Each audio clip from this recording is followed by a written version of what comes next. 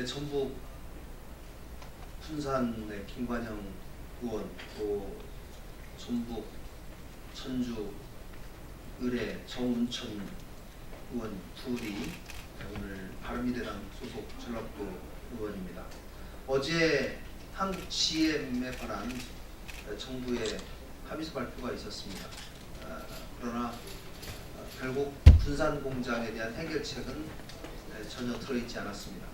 결국 군산 패싱, 전북 패싱 현상이 나타나고 말았습니다. 이 점에 대해서 심각한 유감의 뜻을 표하고 그 점을 기자회견문을 통해서 말씀드리도록 하겠습니다.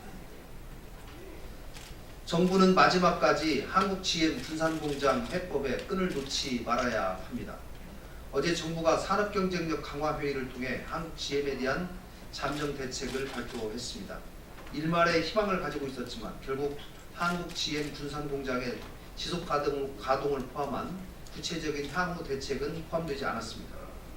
그간 정부와 산업은행의 GM과의 최종 합의문에 군산공장의 향방에 대한 구체적인 사후 대책을 담아달라고 수차례 주문을 했습니다. 그러나 정부는 전북 도민과 군산 시민의 요구를 사실상 묵살했습니다. 정부가 군산과 전북도에 대한 지원 방안을 두 번에 걸쳐 발표했지만 사실상 변죽만 울리는 대책일 뿐 지역경제 근간이 무너져버린 군산과 전북도의 근본적인 해법이 될 수가 없습니다. 8천억 원에 달하는 혈세를 한국 GM에 지원하는 협상을 했음에도 불구하고 군산공장의 미래에 대해 GM 측으로부터 한마디도 듣지 못한 우리 정부의 이번 합의는 절반의 성공도 아닌 사실상 실패한 협상입니다. 일자리를 볼모로 소극적 기업이 자사의 이익만을 위한 협상을 할 것이라는 것은 자명한 일이었습니다.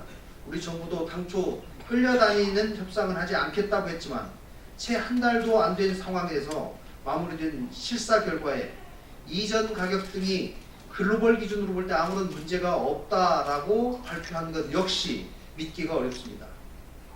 군산과 전북이 배제되고 절차적으로 졸속임이 분명한 이번 합의가 지방선거를 앞둔 특정 지역만을 염두에 둔 지원책이자 명백한 지역 차별 정책임이 분명합니다. 이번 달 말이 되면 한국 GM 군산공장은 완전히 폐쇄됩니다. 이미 우리 정부로부터 원하는 것을 얻어낸 GM이 군산공장의 향후 활용 방안에 적극적으로 나설 것이라고 누가 보장할 수 있겠습니까?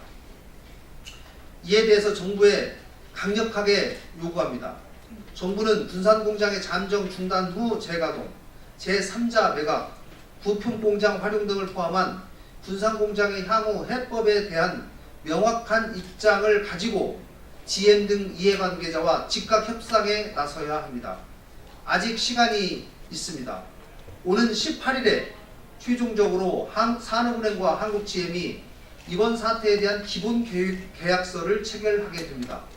향후 일주일 동안 GM과 집중적으로 군산공장에 대한 해결 방안을 협상해서 그 결과를 합의서에 반드시 포함시켜야 합니다. 필요하면 기본 계약서 체결 시점을 미루는 특단의 조치라도 써야 합니다.